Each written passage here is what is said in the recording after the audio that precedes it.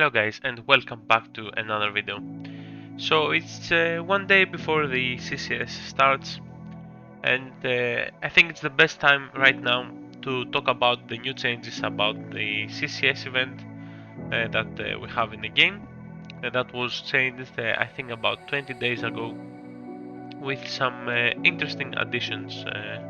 I think it's going to be really nice, much safer for most of the players joining, and I think it can create excellent dynamics between multiple alliance, since I think it's going to be a bigger event right now. So what are the changes, you might ask?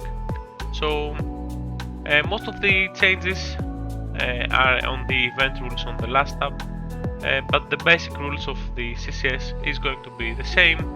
The special privileges, the rewards system and stuff like that is going to be the same. The rank 1, 2 and 3 are going to get the special badge for the CCS, the SP token for the Golden Company, which is the only way you can get it right now. The winner is gonna get the Dauntless Warrior coupon for 30 days, a marching animation, some diamonds and 12 days of training speedups.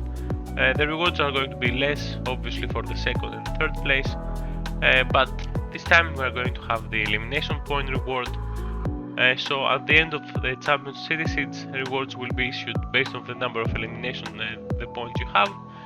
There are 5 stages of elimination points here, from 360,000 up to 1.4 million. You get points based on the troops that you are going to kill. So tier 3 troops give 1 point, tier 4 give 4, and tier 5 give 10 points. The higher the tier of the troop, obviously is going to give you more points. No points for tier 1 and tier 2 troops. I think it's fair to do that way. But the rewards, as you're going to see here on the last stage, is going to be 60 battle diamonds that are useful to increase the quality of Storm's Rage, Sunspear and Frost sets beyond the legendary quality. The first, second, third and fourth star up to red quality. That is really strong for any player right now. So this is a great addition. It's gonna bring more players in the CCS map, because now the reward is not only for the winners. Moving on the more important things for the CCS is going to be on the other rules tab right here. So the castle for the CCS is changing from a simple castle that we had, for example, in Castle Siege in your kingdom, that there's a rally initiator and some fillers. Now it's going to change to a castle similar to Alliance Conquest, where you can get up to 30 reinforcements in the troops. And this is actually going to bring back more players again in the CCS map, since you need more people to fill your castle. So I think there's a special attackers advantage here, where you can scout the enemy city and get exactly a counter formation. So this is going to create interesting dynamics for each team. So let's get through the rules real quick before the video gets up to 30 minutes long. So the players can initiate multi-army rallies. This is a classic rally, of course. But now you can send the rally after you get second personnel, exactly like Alliance Conquest. So you don't have to wait for the 5 minutes or the 2 minutes that we had in CCS previously. So now you can send the rally as long as it's full. You can send it really fast. Most people, I think, is going to use boots, but since the city has so many people in, I don't think that they're going to be that useful.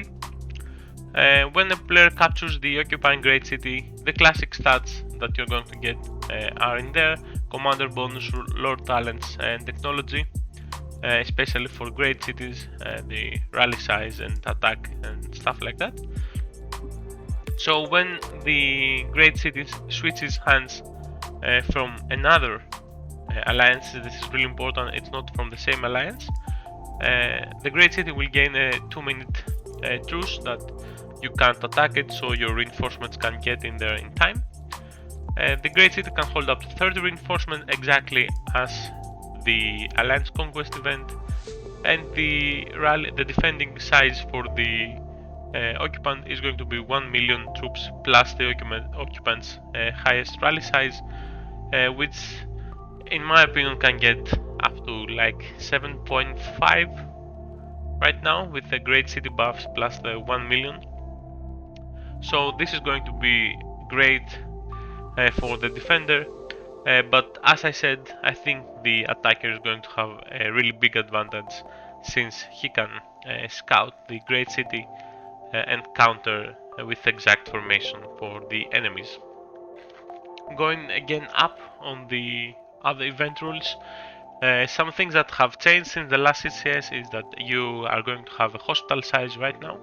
Again, you're not going to have an unlimited hospital as it used to be, and wounded troops that will exceed the hospital capacity is going to right out die. You can get merit points, of course, and champion city siege elimination points here, as well as tokens for killing troops, so that's great for your CCS budgets as well. You can no longer get attacked or rallied in your city, so even if you're the smallest castle out there, like 300 million power, you can get into CCS map and fear that nobody can attack you. The holophase and dungeon bonuses are going to be in effect in Champion City Siege. You can't use dragon skills on the enemy, so no dragon bite, no blockade. Especially for blockade, I don't see any reason here again, since you can't attack the enemy city. Players can no longer create garrisons on the map, which is also obvious because that your city cannot get attacked, so you don't need to have a garrison, of course.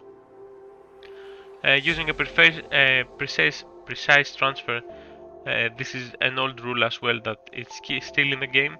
You're going to have a 30-minute cooldown time, but this was mostly for the previous CCSs where you were, it's possible for someone to attack you on the old CCS, so you wanted to get out, and you were punished by a 30-minute cooldown, so you couldn't get in. But during this CCS, you can't get attacked, so personally, I don't see any reason for you to get out of the map. One thing that is worth mentioning here is that you can't transfer resources during your battle in CCS, so nobody here can send you our resources, so you have to get in the CCS map having resources for you in order to heal. This is really important, especially now that we don't have an unlimited hospital. It's really important to have resources on you in order to heal the troops lost in the battle.